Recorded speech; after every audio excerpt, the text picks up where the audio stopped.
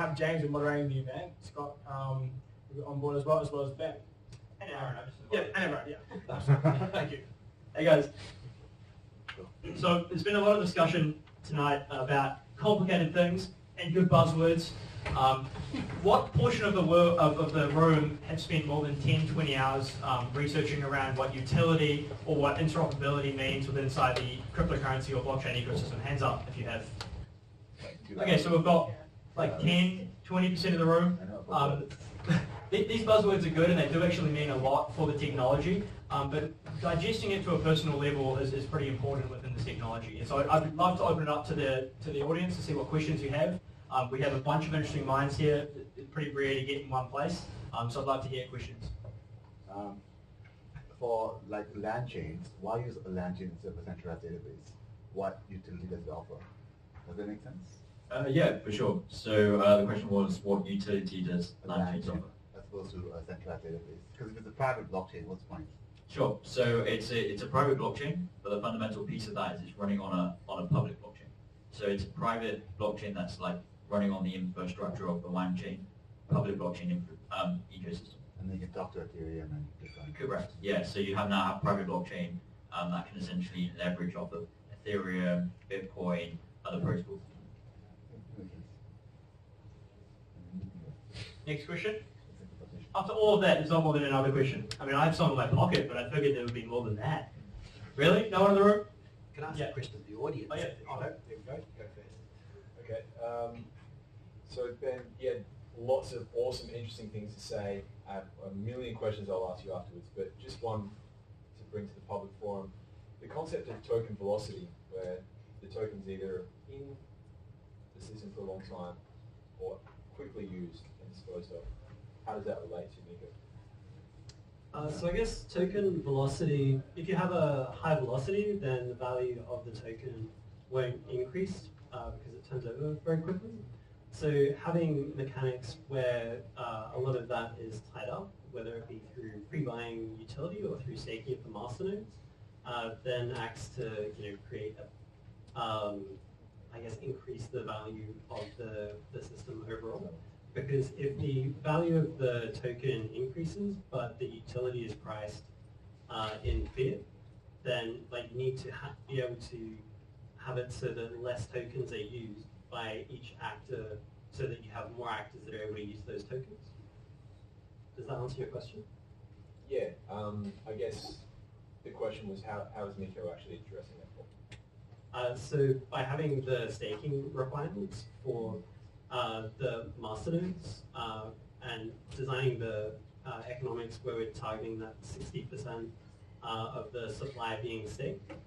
Also having a release schedule so that the tokens that are created in the token generation event don't all become available at once. So having it such that, I believe it's over 5 years, that the funds that are available for the treasury get released, and the same for marketing initiatives.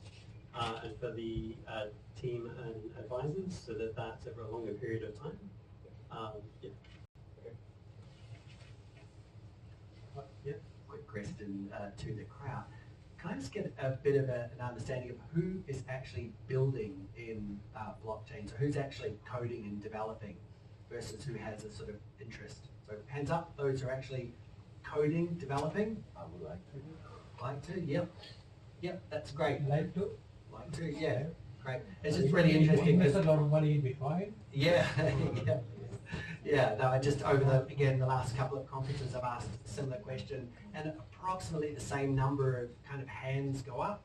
And so but they're a different set of hands, which is great. So it means there's more capacity coming into the market. That's absolutely what we need in South Australia. Whether we grow it locally or we do partnerships with companies like Wanchain who have that global access to capacity, which can jumpstart the local market, because growing capacity locally takes time, often delivered by universities in blocks of 3, 4 or 5 years.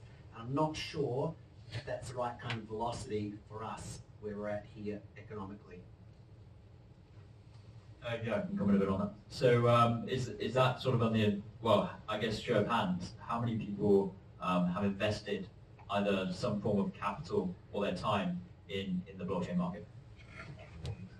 Sure. So the versus of developers versus investors is sort of quite scarce. And we talk about sort of ways that we're trying to educate people how to deploy and develop within this industry. That's not just so much on developing in the code perspective, but how this technology is going to change traditional business models. So one of the things we think about is building ecosystems where you can leverage technology. Well, projects can leverage off of each other, and like the concept of traditional M&A almost becomes like obsolete. One of the things we're really focused on at the moment is building out this initiative to take a project which is tunnel focused on solving that one systemic problem in blockchain, and then enabling them through some form of token sharing or token allocation to leverage off their technology as well. So I think technology is one side of it, but it's ecosystem in general that's going to be fundamentally important. And that doesn't just drive on just the applications, it drives on everything else supporting those applications. There's a lot of ideas, there's a lot of white papers going around, and actually executing and bringing some of these real-world use cases to market is a really core focus. And absolutely, so like more developers getting into this space and building real-world tools, real-world applications is something that I think we'll see in a change of priorities and focus. So I guess I give no context on what I'm up to. I'm James from New Zealand. It's been interesting in the past 12 months. It's been over 20 countries, traveling around, talking to different people, trying to get a grasp of where this basically waking up every day and focusing on cryptocurrency and sort of mechanism design and a bunch of stuff we do as a company. But more interestingly, so I've done a fair amount of travel. Scott spends a fair amount of time traveling and being in London. But obviously most of the room is from Adelaide, and two other speakers, I think, from Adelaide. And so it was interesting hearing Joe from the bank talk about how in order to innovate, you have to break things, right? And I very much agree. Hearing that from a banker maybe in a blockchain ecosystem is a little bit interesting, but I'm really on board with it. My question to the panel is how do you think we innovate and we break things within the Adelaide community and within the Adelaide sort of tech or startup or blockchain community in order to facilitate this going forward? Sure, a couple of comments on that. Being out of Adelaide, I mean, just the point that everyone's here in a room, sharing knowledge, listening, learning. So one of the big thing that I picked up and hearing the innovation that's coming from Bendigo Bank was pretty amazing. And I guess blockchain is in your focus in some respect. But a lot of this, what words that I picked up was innovation, change. And what takes change is education, essentially. It can take many decades to achieve that. And I think the more Adelaide can be proactive in educating people, in actually providing them real-world use cases through projects, through initiatives, through incubators like you're building yourselves, and Adelaide Blockchain, just fully focused on proactively educating people and providing solutions. So what you're doing here, and I think Adelaide in general is a step ahead of the majority of other cities, and it's really interesting to see.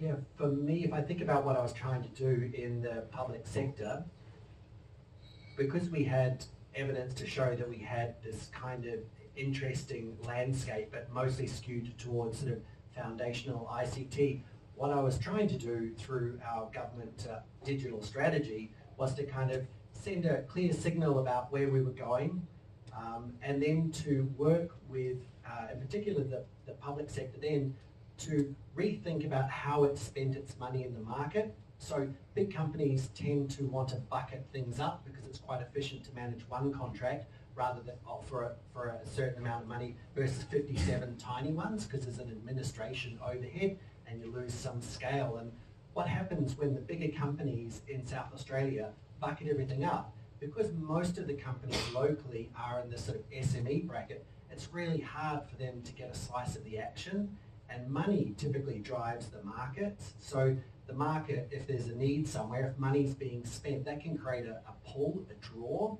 And so what I would love to see is larger companies adjusting the way in which they spend some of their money to create opportunities for the SMEs and startups who can move much quicker and who are typically closer to the newer technologies which are transformative, because they're not trying to sweat a bunch of investments that they might have made 3, 5, 7 years ago, 10 years ago, or in the case of government, we had COBOL systems that were decades old that we were sort of triaging, and that creates a real drag. So I think that kind of partnership approach, big and small, investing in different ways that kind of match where you want the market to go, and education, and porosity. So how do we bring talent into and out of South Australia? How do we increase that flow?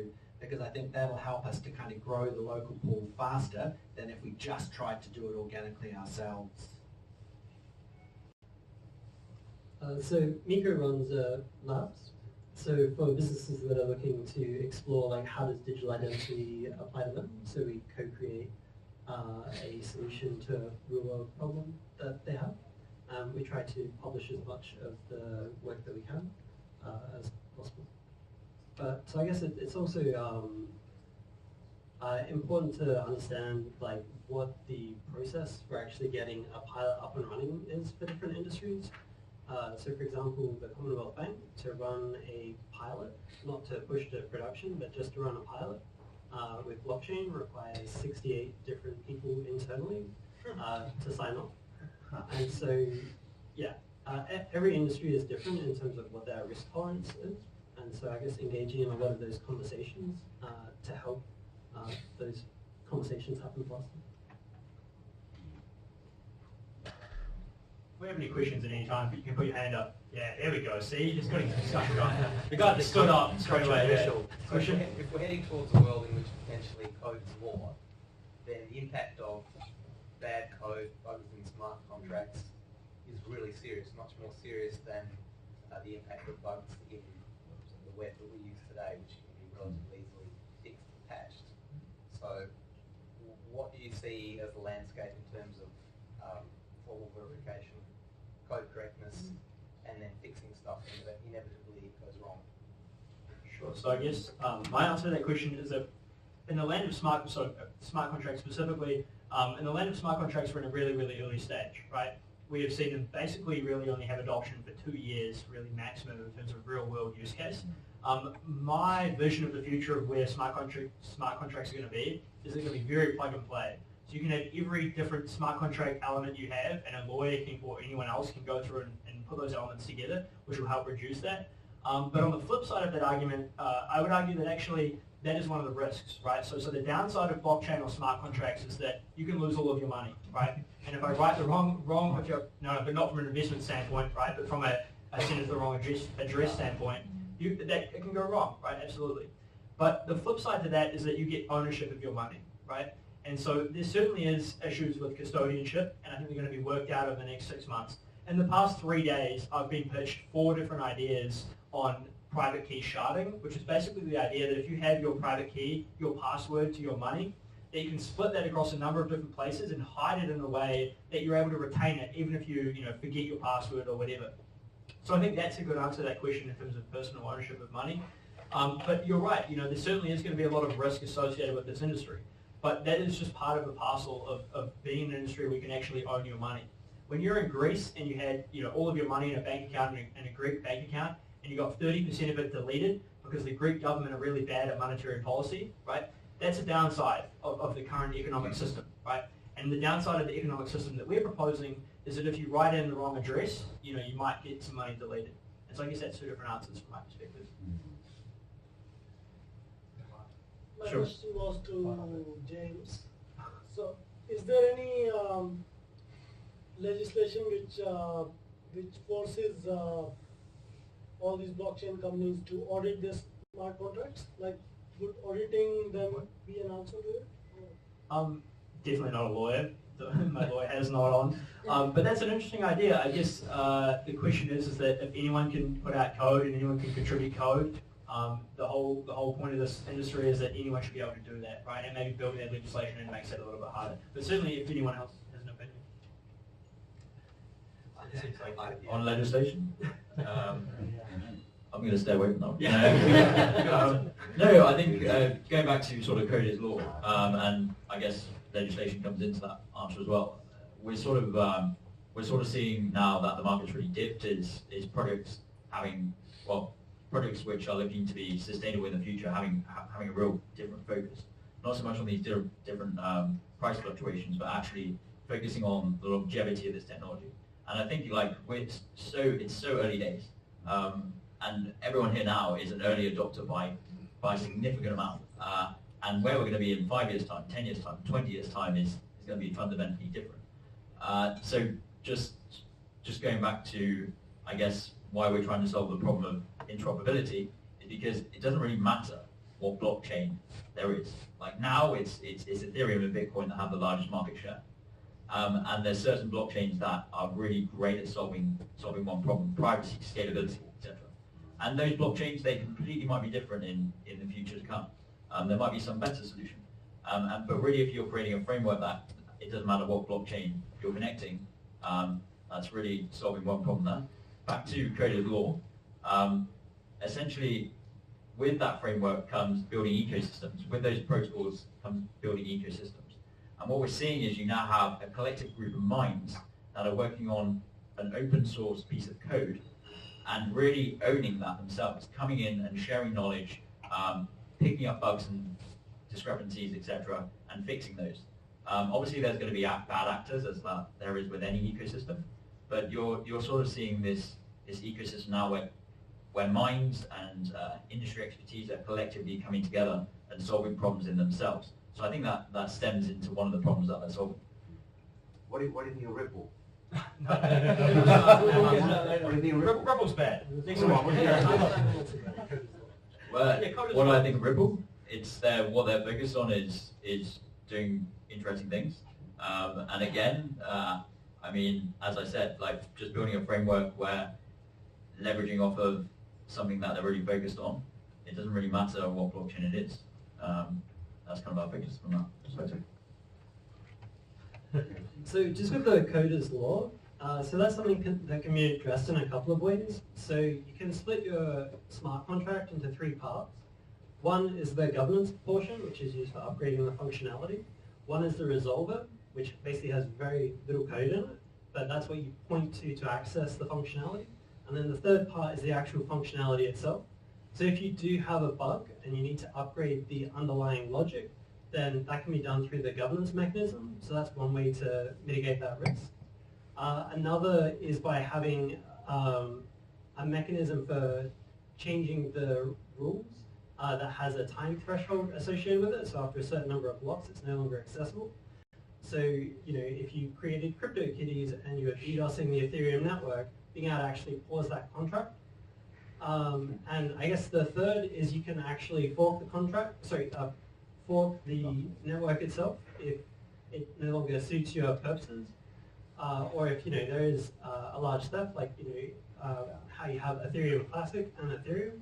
That was a case of, there was a bunch of money that was lost. The community decided, it's better for the ecosystem as a whole to fork it to undo that mistake. All right. I'm just touching on the regulation bit. So one of the reasons that other countries invest in Australia is that we've got a very strong regulatory framework that can deal with a lot of kind of disruptive innovations like blockchain. And I know that Jonathan Hatch from the ASIC Innovation Lab was part of our conference earlier this year, and he spoke at length about the kinds of things that the unnatural acts they're having to do with their regulation to try and work out ways of either reducing risk or protecting consumers in that market. And I think that that's a really positive thing. It creates a bit of drag and makes it slower to innovate and a bit trickier, but it is useful in the long-term play.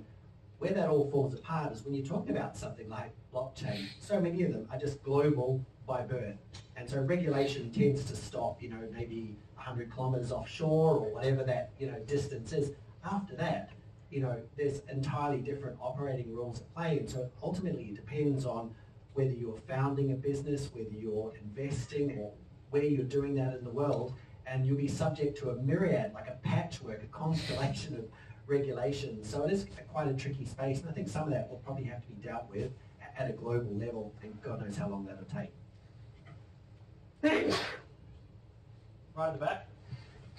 Yeah, so this one's probably directed at Scott. So when I'm hearing about Wanchain, the first thing I probably think of is Polkadot network. So what would be the core technical difference between what Polkadot's doing and what you guys are doing? And if not, what's the difference between the problems you guys are trying to solve? Sure. So essentially, we are focused on the same problem, trying to solve this pretty significant problem of blockchain interoperability. So how do you get these different networks to start communicating together? From a technical perspective, I can't really go into too much detail. I'm not a developer myself, but obviously our consensus mechanism is quite different. All I say is that there is many projects that are focused on solving this problem. We are essentially, we believe we're quite far ahead in regards to our technology. So we've actually taken a real step in, when we integrated Ethereum about a month back, actually taken a real step in physically solving this problem and addressing it. And again, we're quite further ahead through speaking with these different projects ourselves in relation to integrating Bitcoin and then other protocols. So that framework has been we've proven that framework. It's working. We have smart contracts being deployed on it. We're still waiting for other protocols to sort of see how they address it in different ways. And then on that, we're collectively sharing knowledge. So not so much with Polkadot, but we have an alliance. It's essentially called the Interoperability Alliance with Aeon and Icon, and that's essentially sharing knowledge on how do you create a framework around connecting all these different protocols together. So I hope that answers your question. Hi there. Just around the mass adoption of blockchain, I think everybody in the room would love to see it.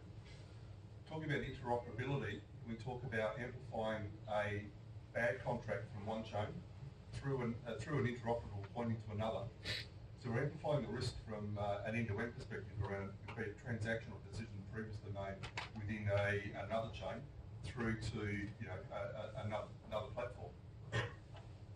Where do we see the trust level in trying to convince corporate business to be able to not just adopt a product which might be based on a locked technology or a static amount of static contracts that might be version controlled and so forth, to a more industry-based trust level, which then goes to all platforms, maybe through an interoperable point.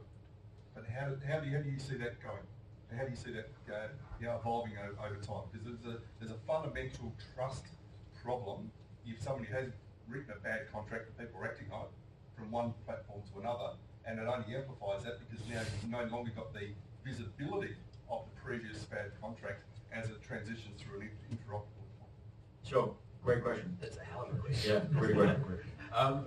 So I guess the way, I can only speak internally of how we're addressing this. Our development team have been working on this for a number of years. Jack Liu, our founder, actually left Factum to solve this problem. So the way we're the framework that the technology that we're providing to address some of these challenges, we use a method called secure multi-party compute. And basically what that does is it locks on the initial chain that asset. So it's Ethereum. Let's just say I want to transact one Ethereum for one Bitcoin. What we do is we lock one Ethereum on its chain, and then we unlock on a one-to-one ratio in the form of like a voucher onto Wanchain. So essentially, we're not taking it off its chain. If there's bad code or a bad transaction, there's a way that you can sort of undo that in some respect. So are you locking it on the basis of, in essence, a pre-auth? You're saying it can't be changed until the transaction's finished? Correct. Using the Ethereum mechanism, yeah? Yeah, so there's a group of validators that have... Sure. Yep. Yeah, so for everyone else, I think you know the answer already. There's like a group of validators that have access to that chain's private keys, and then they collectively can unlock that once it's been validated. So I guess on a more philosophical answer, the question is really around, if companies are going to put their information or put their money on a public chain, are they really going to want to do that, right? I think there was certainly four nerds sitting on a stage 20 years ago in the internet saying, well, we don't want to put our information on a public place where anyone can hack it and anyone can see it. My answer will be the exact same, that these intranets are going to be spawned, right, where you have your little controlled boot, your little walled garden, and you say, we can transact within our walled garden. Google spreadsheets are great for transacting between companies, but Google spreadsheets aren't verifiable or aren't, transparent to any degree. And so my answer sort of is that actually, although that is a problem and there's definitely questions around that from a business logic level, the internet is here to stay definitely, and I think that the same thing's going to happen to value transfer. We can do another question. Yeah. Earlier on, I mentioned preventing a scam from accessing personal information. Could similar technology be used to actually prevent legitimate companies from accessing unnecessary information about you to prevent them from reselling it onwards? Yeah. No pressure. Yeah, so I guess it allows changing the model from, say if you're visiting a site that has alcohol, instead of asking for your date of birth, asking the business logic, are you over 18, am I allowed to show you this information? And being able to prove that that is true without revealing your age.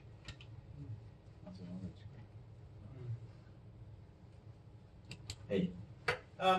So I just want to, I've got my own opinion, but in each four of you in your own words, what would it take for mass adoption of blockchain for corporates, and what will it take for mass adoption of cryptocurrencies for the public?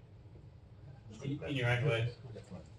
So for corporates, I think, so as someone that travels around talking to corporates around why they will adopt it, if you spam buzzwords and say blockchain, interoperability, data management, they go, I don't want to talk to you, get out of my office. But if you can say, we'll reduce your overheads by 10%, we'll increase your profit margin by 8%, they say, oh yes, we'd like to be involved. That's a short answer. In terms of the mass adoption of people, I was talking to a Bitcoin Cash guy last week, and he was saying, we need to get more people buying coffee with Bitcoin. My answer is that that's fine, and getting people buying coffee with Bitcoin is one thing. I'm not really trying to get more people buying coffee with Bitcoin. I'm actually trying to rebuild the entire financial infrastructure of the world. People don't know how the internet works, right? I guarantee that a large portion of the people in the room can't explain how the internet works, yet we use it every day. And sort of building an infrastructure so that people can interact with a better system and don't know how the system works, that's mass adoption of people. Sure. So on the adoption, I think for enterprise, it's really going to come down to, as James mentioned, actually solving a problem. If we're not solving a problem, then it's just creating a project just for, blockchain, putting blockchain as a word on the end of an existing business, it doesn't really mean much. It used to, a bit back in January, it used to add a couple of noughts to your valuation and capital, but not so much anymore.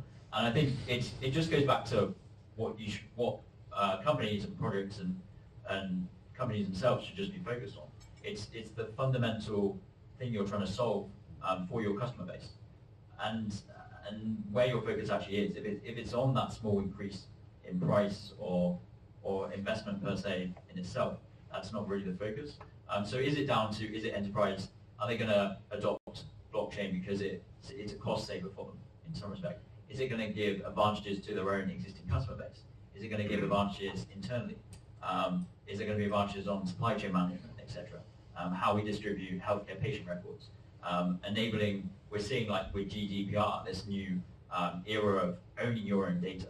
And there's obviously fundamental use cases there where blockchain is really applicable. I think we're, as I mentioned, very early days. So seeing actual real world use cases and actually blockchain solving some of these issues, we're going to start seeing those just from sort of the internal conversations we're having now with projects and seeing where their technology is. I think the industry's been fully focused towards, from an investment perspective, and that's still going to play a significant role. These projects need investment to build out. But I think once general public starts seeing, again, real-world utility, real-world use cases, that's internally, all I can say is that's something that we're fully focused on with Wanchain. and I don't know if I'm going to be able to answer that in my own words because I think and much more eloquently. I think for me, from a business side of things, one of the, I can't remember which speaker it was at our last conference said, you know, think of where we're at now and kind of reflect what it was like in the early days of electricity, kind of what you had to do to make electricity work, and think about how we live with it now. We just walk into a house, we flick a switch, the lights work, things turn on. We don't need to know any of the complexity behind that.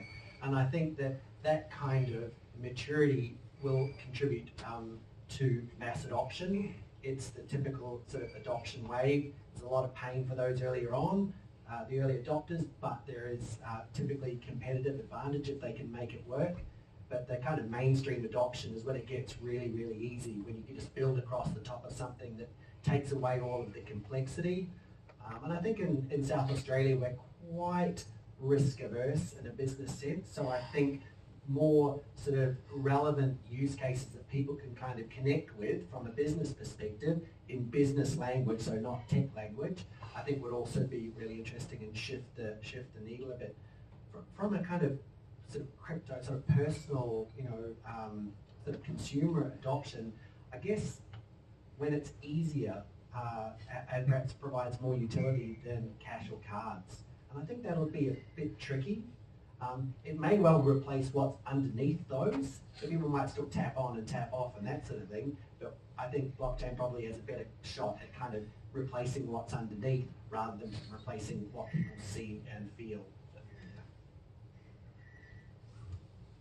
For businesses, I think it will be liability from changing regulations. So with like GDPR, where you now have the right to be forgotten, just deleting like name, email, and contact details might not be enough because of the metadata that's stored. And so that introduces liability for the company, and they need to mitigate that risk. I guess from an individual's perspective, I guess pain is what will be the driving force. So in a country like Zimbabwe, where you don't necessarily have access to your money, and where you potentially have hyperinflation, then having a secure store of value where you control that access, like that's quite a compelling use case. If you're doing international remittance, so if you transfer money with Western Union to a country like Zimbabwe, you pay quite a high penalty. And the reason for that is that when the money is deposited, say, in America, that money is available in Zimbabwe, I think like half an hour, an hour later, but the money is still in America and has to be exchanged. And so Western Union wears that liability cost, whereas with cryptocurrency, you can do that transfer much quicker, and so you don't have to have the same margins to be able to offer that utility. One more question I think we've got time for. That one? Yeah, there's one. So you run Blue Block, is that right? Yeah. And I just wanted to know, I guess, what services you provide for Wanchain or other cryptocurrencies that you've done that would be great. Like, what is the sort of most popular service or support? Sure. So for Wanchain, it's really about that sort of business development. Also, Callum Blade, sat on the back. So this guy at the back is waving, basically acts as a due diligence arm for Wanchain. So if you send a project to us, he will look at it. That's the first arm, I guess. Some of it. Scott's telling me off. The second is that I would hope probably most of the Australian ICOs that anyone could name we've worked indirectly or directly with, sort of around that token design, industry best practice stuff. A lot of token design and sort of mechanism design, which protocol you're going to choose, why you would choose it, public versus private chains, that sort of thing. So like architecture of systems, we do a little bit of smart contract development, can connect you with them, but that's not really our role. It's more about sort of building the systems, and also working with. So we work with universities around how to build a blockchain course, what it will look like, and then the other side of it is working with sort of like large corporates. So one of our customers is someone who's launched IPOs around the world for the past 15 years, a number of different stock exchanges. Now they're looking at security tokens, and we're sort of building those out as to how it might work in the future. Always an answer as well. No, and reason being why Wanchain chose to partner with Blue Block. So James, he's wearing sort of two hats. He also heads up a lot of our New Zealand and Australia business development. But really it comes back to we're actively looking for service providers, strategic service providers, essentially to, as I go back to, we're building out an ecosystem. On one side is the technology infrastructure, but actually how do we support projects? And we're in an industry which is dynamically changing every day, pretty much every hour, and they need that support there. Whether that's from a funding perspective, so we partner with blockchain funds, angel and investor networks, institutional investors as well, to essentially fund and show support to these projects. And then secondly, service providers like BlueLock, they help with due diligence, token economics, and then other providers through universities. So just providing this like infrastructure framework through different service providers. So thank you very much. That will be the end of it. Before everyone claps, we're heading to 2KW bar after we a few more drinks here for half an hour or so, and then we'll go for a wander. Anyone's more than welcome to join. There'll be drinks and some nibbles, so please join us a little bit later on. Thank you very much.